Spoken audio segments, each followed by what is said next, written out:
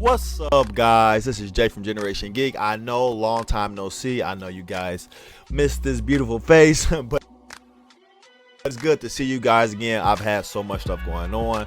Recently got married, got some business stuff going on, got a new baby on the way in like a month, so been super busy with the family and stuff like that. But I am back to you guys with new content and new things coming up soon. And yes, we're still going on the versus battles. We still, I believe, have Franklin Richards and Dr. Manhattan up next. Those videos are getting done very soon. But today we are here to talk about our man Tony Stark. Of course, with the news with Robert Downey Jr. playing Dr. Doom now instead of Iron Man, I thought it'd be cool to go over Tony Stark's top 5 most powerful armors ever. But of course, if you guys are new here, please like, share, and subscribe, and join the Geek fam. We'll love to have you. Now, of course, over time, Tony Stark has made some stupidly overpowering OP armors.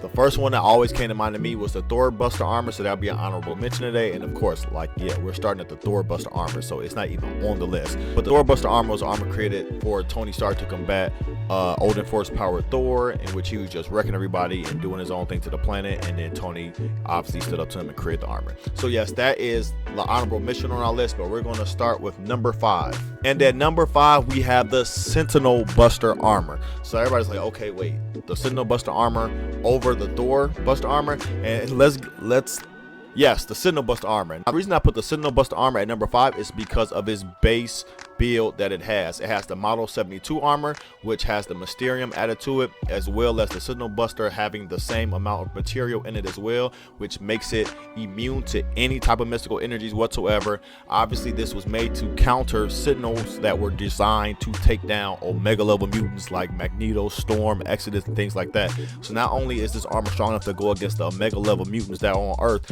it's also able to stop those same Sentinels that were created to stop those. And these same Sentinels were designed by Tony Stark and took it from his designs of Iron Man armor, and they were made into Sentinels, which made them even more deadlier. But this Sentinel armor was that much more powerful than theirs, and it was also cool that it was designed as ships to transport mutants back and forth from Mars to Krakoa and things like that. So he hit it in these little flying ships, and then it became like this mech type of suit armor, the whole Mighty Morphin Power Rangers thing, where all the pieces come together, and then it made this big huge armor that was able to take down these Sentinels. Then at number 4, we have the Phoenix Buster armor. Yes, the Phoenix Buster armor, and within the name is itself, it is the armor that was designed to take out the Phoenix Force. So we first saw this armor in the AVX series, in which Hope Summers was getting the Phoenix Force, and you had the Avengers and the X-Men literally fighting over who would have the rights to her, which is kind of crazy to say out loud, but that's what they kind of were fighting over, because the Phoenix Force was coming back to Earth and it was coming for Hope, so they were trying to stop before it got there. And Tony Stark, of course, being him, had a plan in which he created this armor that was powerful enough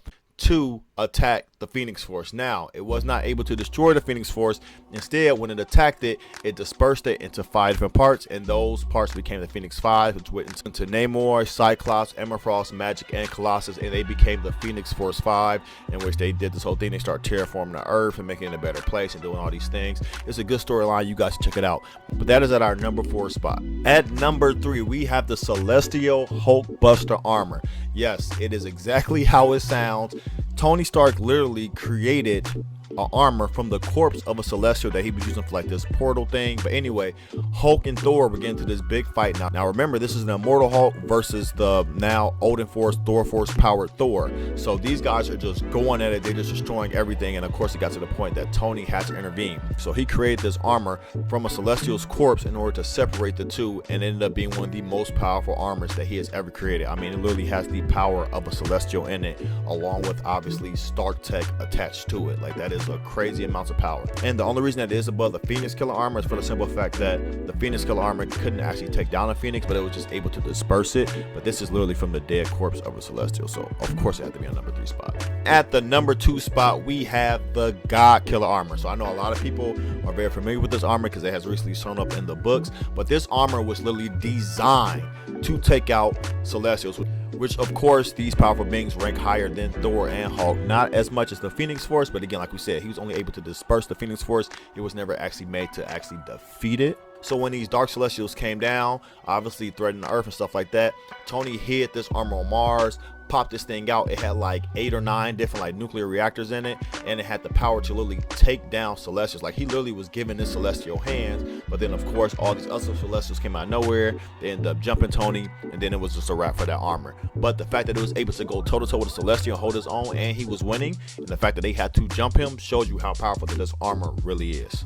And then at our number 1 spot, we have nothing other than the Cosmic Iron God. Now I believe this armor came out around like a year or 2 ago. The only reason I remember this series is because I believe it had the artwork of Alex Ross, who's like my favorite artist for the cover art and stuff like that, and I just love cosmically powered stuff. But in this, Tony was fighting against Michael Korvac, and he was trying to stop him from getting the power cosmic, and in doing that he didn't stop him, but he also dived in as well, and he got a portion of the power cosmic, and he literally became a god. He literally became so powerful that him and Korvac were literally in space throwing planets at each other, and he came back to Earth, and then he gave everybody like hyper intelligence. The Silver Surfer came, he like beat Silver Surfer, he beat Doom. Like Tony was on a power level that we have never seen him before, to the point that he really was seen as a god. So this was, I think, the Model 70 armor, but of course it was boosted with cosmic power. So yes, this one had to be a top of our list. I mean, come on, it's basically Iron Man with the power of Galactus. Like, bro, like we have never seen Tony on this power scale ever. Like he had the escape thing where he had like virtual reality,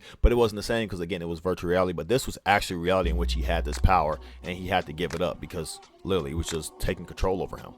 And that is my list. What's you guys' favorite Iron Man armor? Let me know in the comments below. And if there's anything you'd like to see me do a top 5 or a top 10 list on, also in the comments below. As always, thank you guys for rocking with us. We appreciate you. We're almost at 3K subs. Yay. We're moving up. It's been a little slow. Obviously, we had things going on, lots of family stuff, you know, lots of celebrations, lots of birthdays. Birthday season is over for my family, so we are straight back to the content. As always, if you guys are new here, please like, share, and subscribe, and join the Geek fam. We'll love to have you. I have been Jay from Generation Geek. Y'all be blessed and peace.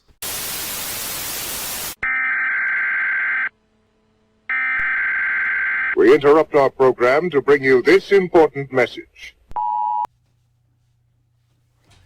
Hey, it's Doc Solo here. Thank you guys so much for watching this video and clicking on our channel. But I have a very small favor to ask.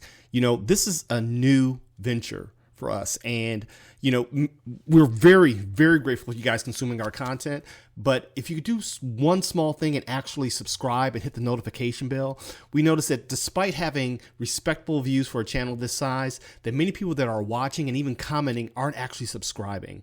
And so if you'd like to see more from us and to just encourage us to continue because you dig what we're putting down, please hit the subscribe button, hit the notification bell so you know when we post new content and when we go live, and we will endeavor to continue to bring you some of the most relevant content that we possibly can. And so thank you so much. I got work to do. Enjoy the video.